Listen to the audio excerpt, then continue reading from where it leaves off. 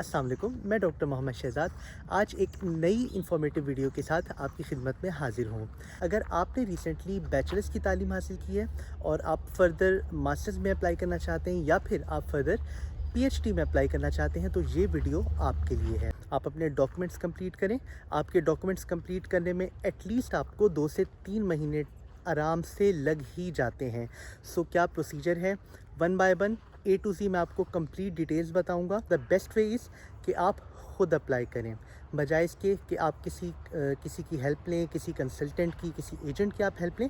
The best thing is कि apply by yourself. आप अपने डॉक्यूमेंट्स कंप्लीट करें। अगर आपके डॉक्यूमेंट्स कंप्लीट हैं, अगर आपकी तरफ से आपकी एप्लीकेशन कंप्लीट है, सो इंशाल्लाह यू विल गेट स्कॉलरशिप, इंशाल्लाह यू विल गेट। चाइना में अप्लाई करने के लिए क्या प्रोसीजर है, क्या क्या डॉक्यूमेंट्स चाहिए, क्या तरीका है, क्या टाइम लैप्स है, क्या सबसे बेहतर टाइम है अप्लाई करने के लिए, ये सब चीज़ें मैं आपको इस वीडियो में बताऊंगा।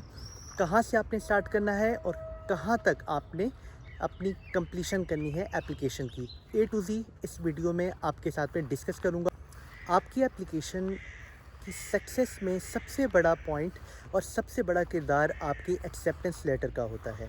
यानी 99% यूनिवर्सिटीज़ चाइना में जो सबसे पहली चीज़ मांगती हैं वो होता है आपके प्रोफेसर का acceptance letter.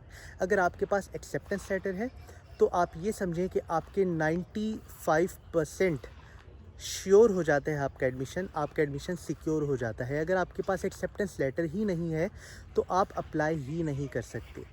Most of the universities without acceptance letter आपकी एप्लीकेशन ही एक्सेप्ट नहीं करती।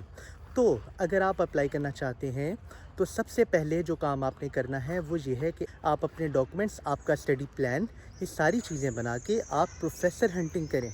आप प्रोफेसर को सर्च आउट करें, आप प्रोफेसर को ईमेल करें, आप उनसे कांटेक्ट करें, आप उन्हें एग्री करें, आप उन्हें मनाएं कि आप बेस्ट स्टूडेंट हैं अप्लाई करने के लिए और वो आपको एक्सेप्ट करें।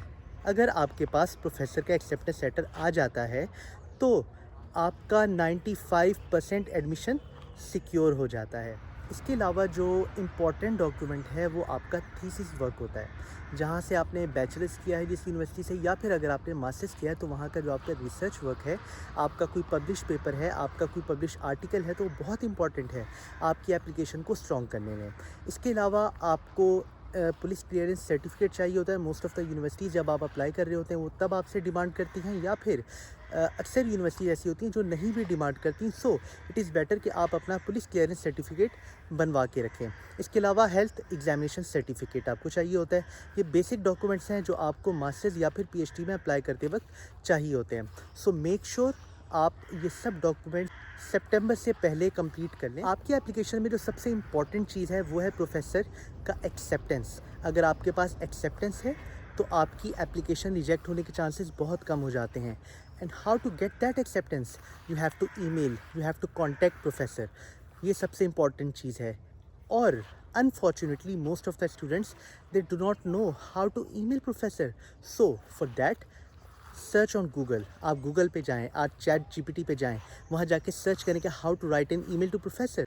क्योंकि most of the time unprofessional way में की गई ईमेल प्रोफेसर रिजेक्ट कर देते हैं। इवन आपकी ग्रेड्स अच्छे हों, आपकी डॉक्यूमेंटेशन अच्छी हो, बट स्टिल प्रोफेसर देखते ही नहीं आपकी ईमेल। क्यों? क्योंकि अगर आपने एक अनप्रोफेशनल वे में ईमेल की है so they don't care about that. So write an email in a professional way to get an acceptance from professor. And trust me, सबसे मुश्किल काम प्रोफेसर से एक्सेप्टेंस लेटर हासिल करना होता है। क्योंकि अगर आप 100 प्रोफेसर्स को रीच आउट करते हैं तो hardly very few of them could possibly reply you. So ये बहुत मुश्किल काम होता है। It's not an easy thing because professors on a daily basis they get hundreds of emails from so many students. तो हर दिन उनके पास ईमेल्स आती हैं। Most of the time they just delete them और जस्ट इग्नोर देम। सो अगर आप ईमेल लिख रहे हैं तो सबसे पहली चीज़ उस ईमेल की जो सब्जेक्ट है वो मैटर करता है, और आफ्टर योर सब्जेक्ट आपकी ईमेल का एक एक वर्ड मैटर करता है, उसका पूरा फॉर्मेट मैटर करता है। सो आपकी ईमेल एक अच्छे फॉर्मेट में होनी चाहिए, सब डॉक्यूमेंट्स उसमें होने चाहिए जिसे देखकर प्रोफेसर आपको रिप्लाई करना ज़रूरी समझे। आपकी ईमेल ऐसी होनी चाहिए। Make your email in a professional वे। आपकी ईमेल जितना अच्छी होगी اتنا جلدی اتنے زیادہ چانسز ہوں گے کہ پروفیسرز آپ کو رپلائی کریں. اور اس چیز پہ میں سب سے زیادہ فوکس صرف اس لیے کر رہا ہوں کیونکہ یہی تو سب سے امپورٹنٹ چیز ہے آپ کی پوری ڈاکومنٹیشن کے اندر.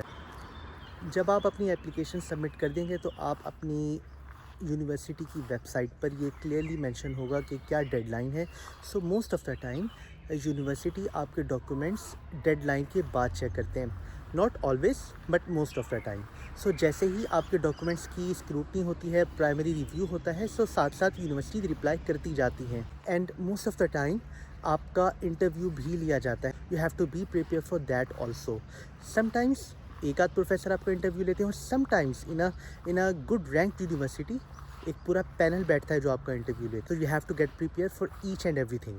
آفٹر انٹرویو جو فائنل ریویو ہوتا ہے وہ ہمیشہ یونیورسٹی لیتی ہے, اور دین یونیورسٹی فارورڈ کرتی ہے آپ کی اپلیکیشن کو چائنا اسکالرشپ کاؤنسل کی طرف, اور اس کے بعد CSC اپنا ڈیسیژن دیتی ہے. فار ایگزامپل ایسا بھی ہوتا ہے کہ آپ کی اپلیکیشن یونیورسٹی کی طرف سے اپروو ہو جاتی ہے, یعنی آپ کو یونیورسٹی سے ایڈمیشن لیٹر مل جاتا ہے, but you are not able to get CSC scholarship. In that way آپ کی پوری سال کی محنت ضائع ہو جاتی ہے. But not always happen, but yes it happens too. آپ کو اس چیز کے لیے بھی پریپیئر رہنا پڑتا ہے.